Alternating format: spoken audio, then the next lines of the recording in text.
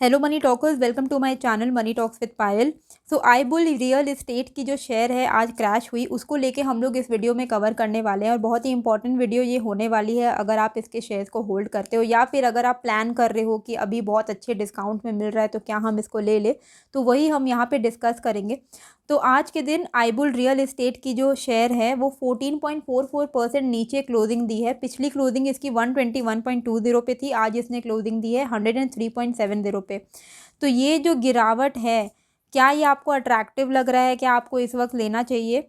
उससे पहले मैं आपको बताती हूँ कि इसके पीछे का कारण क्या है। 15% शेयर के गिरने का कारण ये है कि basically India bull finance centre Mumbai and Delhi में ईडी का आज रेड पड़ा। रेड क्यों पड़ा? क्योंकि इस कंपनी के जो प्रमोटर है समीर गहलोत, उनके अगेंस्ट अप्रैल 2021 में, मतलब पिछले साल, इनके अगेंस्ट एक एफआईआर केस लॉन्च की गई थी मनी लॉन्ड्रिंग के इल्ज़ाम में कि जो प्रमोटर है वो मनी लॉन्ड्रिंग कर रहे हैं। मनी लॉन्ड्रिंग ये कैसे कर रहे हैं? बेसिकली ये लोग क्या कर रहे थे, ये लोग लोन ले रहे थे इंडिया बुल से और फिर उस पैसे को वो लोग इंडिया बुल हाउसिंग शेयर में इन्वेस्ट कर रहे थे, ताकि ज़्यादा से ज़्यादा बाइंग अगर आएगी तो क्या होता है, कंपनी का शेयर प्राइस इंक्रीज़ होता है। लोग देख रहे कि अरे बहुत बहुत वॉल्यूम से लोग खरीद रहे हैं, तो लोग रिटेल इन्वेस्टर्स भी फिर खरीदने लग जाते हैं।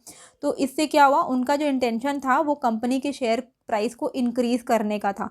और उनको वो शेयर प्राइस इसलिए इंक्रीज़ करना था ताकि प्रमोटर खुद उस शेयर से, उस कंपनी से एग्जिट हो जाए। ये एक तरीके का ऑपरेटर गेम आप इसको कह सकते हो, इसी को ऑपरेटर गेम कहते हैं कि कंपनी के प्रमोटर ही शेयर के प्राइस को बढ़वा रहे थे ताकि लोग, रिटेल इन्वेस्टर्स लालच में एंट्री लेते जाए और बाद में एक पॉइंट पे वो खुद सारे शेयर से एग्जिट हो जाए कंपनी से।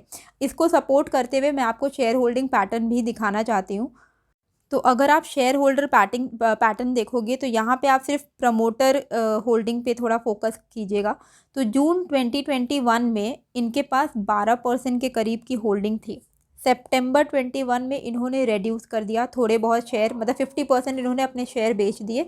6.15% का इनके पास होल्डिंग रहा।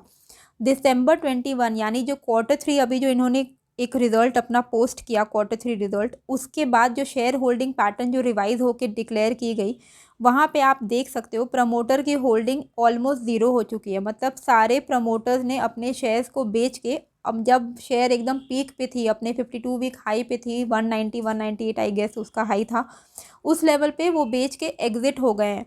अब ये जो एग्ज़िट हुए हैं, ये जो शेयर है किसके गले में पड़ा? ये पड़ा रिटेल इन्वेस्टर्स के गले में। तो 69.92 का पहले इनके पास शेयर होल्डिंग थी, अभी रिटेल के पास हो गया है 75.81। ओवरऑल एफआईआई के पास भी अप्रॉक्सीमेटली 20% की होल्डिंग है। डीआईआई के पास, यानी डोमेस्टिक इन्वेस्टर्स जो बैंकिंग और बड़े हाउसेज होते हैं, उनके पास 4% की होल्डिंग है और म्यूचुअल फंड के पास भी 4% की होल्डिंग है। सबसे ज़्यादा होल्डिंग अब है रिटेल इन्वेस्टर के पास, प्रमोटर के पास कोई होल्डिंग अब है नहीं, क्योंकि प्रमोटर का तो गेम उनका सक्सेसफुल हो गया, वो एग्जिट कर गए। अब यहाँ पे क्या हो सकता है आने वाले दिनों में कि सबसे ज़्यादा जो पावर है वो रिटेल इन्वेस्टर के पास है। अभी रिटेल इन्वेस्टर्स, अगर आप इन्वेस्ट करते हो तो शेयर होल्डिंग पैटर्न पे हमेशा थोड़ा ज़्यादा फोकस दीजिएगा। ये मेरा वन ऑफ द पैरामीटर होता है, ये मैं अपने जितने भी एनालिसिस करती हूँ मैं आपको शेयर होल्डिंग पैटर्न ज़रूर दिखाती हूँ। क्योंकि अगर प्रमोटर शेयर होल्डिंग बढ़ा रहे होते हैं ना, तो वो एक पॉजिटिव साइन होती है कि खुद जो प्रमोटर जिसने कंपनी बनाया वो खुद इसमें और ज़्यादा स्टेक को अपने बढ़ा रहा है, यानी उसको उसको भी पता है कि वो कंपनी आगे वो बढ़ा सकता है, आगे वो कंपनी ग्रो करेगी। अब जो प्रमोटर है अगर वही एग्जिट करते जा रहा है, वही डिक्रीज़ करते जा रहा है और शेयर को बेचते जा रहा है, इसका मतलब है कि जो कंपनी ओन कर रहा है, जो कंपनी का प्रमोटर है, उसको ही भरोसा नहीं अपनी कंपनी में। वो तो चाह रहा है कि वो शेयर बेचे, ऊपर में किसी तरीके से वो निकले और रिटेल इन्वेस्टर्स अपना समझे। तो वही चीज़ आप थोड़ा नोटिस किया करो शेयर होल्डिंग में। बाकी एफआईआई के पास जो 20% है, ये दिसंबर का डेटा है, ठीक है। दिसंबर के बाद आप देख रहे हो कि लगातार एफआईआई की तरफ से सेलिंग आ रही है। तो एफआईआई के पास बहुत पैसे हैं, वो सेल वैसे भी कर रहे हैं, वो ऐसे भी करेंगे। यहाँ ये होल्डिंग वो आईबुल से एग्जिट कर सकते हैं, इसमें कोई बड़ी बात है नहीं। बाकी जो डीआईआई म्यूचुअल फंड है, इनके ऊपर है, इनके पास भी काफ़ी शेयर्स होते हैं। इनके पास तो इनका पोर्टफोलियो बहुत ही बड़ा होता है और बहुत ही करोड़ों का पोर्टफोलियो इनके पास होता है, तो इनको कुछ खास फ़र्क नहीं पड़ेगा। फ़र्क पड़ेगा आपको जिनके पास होल्डिंग है। 75.81% की होल्डिंग, मतलब retail investors can actually move the stock prices.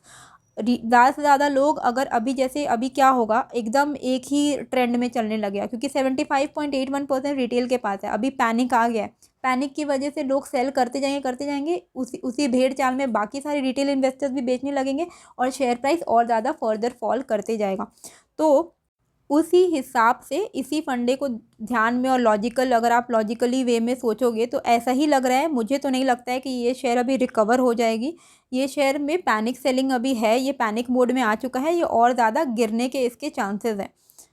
जब 2021 अप्रैल में इसके अगेंस्ट जब फर्स्ट टाइम एफआईआर लॉन्च किया गया था, उस दिन इसकी शेयर प्राइस थी 2021 की में 80 रुपये की इसकी शेयर प्राइस थी। उसके बाद ये शेयर प्राइस बढ़ी, एक क्वार्टर में लोग प्रमोटर अपनी 50% होल्डिंग बेचे, फिर उसके बाद उन्होंने रखा हुआ था। फिर अभी नवंबर के वक्त में ये अपने ऑल टाइम हाई पे, मतलब 52 वीक्स हाई पे गई थी, वहाँ पे प्रमोटर ने बेचा, वो एग्जिट कर गए।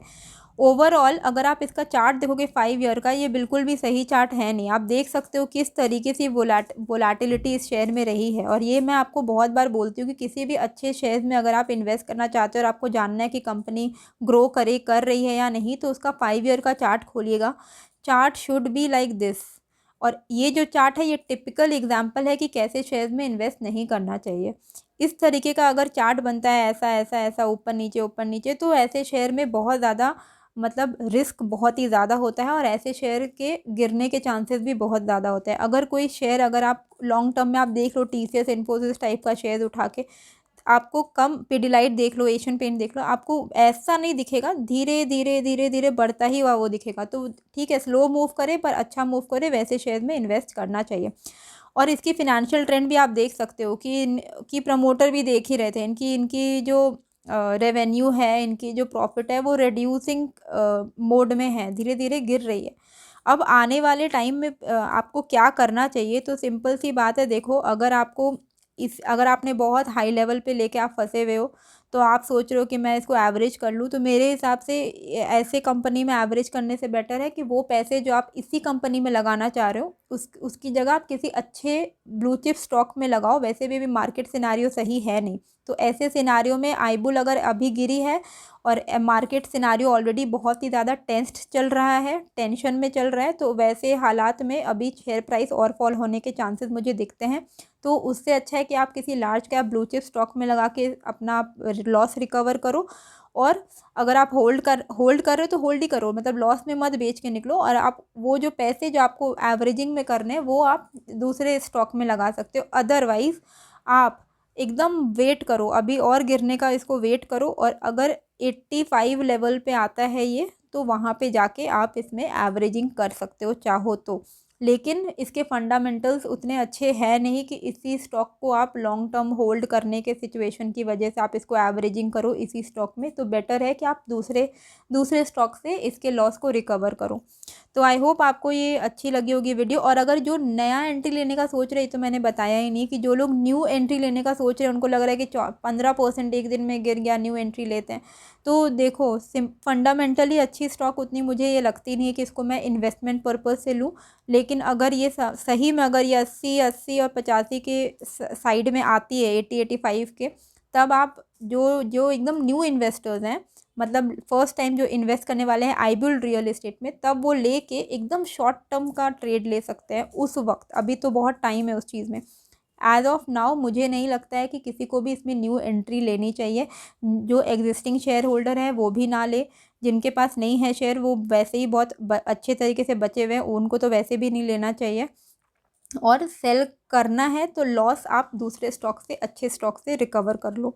तो आई होप आपको वीडियो अच्छी लगी। कैसी लगी मुझे कमेंट करके ज़रूर बताइएगा। और कुछ अगर सीखने को मिला है तो वीडियो को लाइक ज़रूर कीजिएगा। मिलते हैं फिर एक नए वीडियो के साथ। Thank you.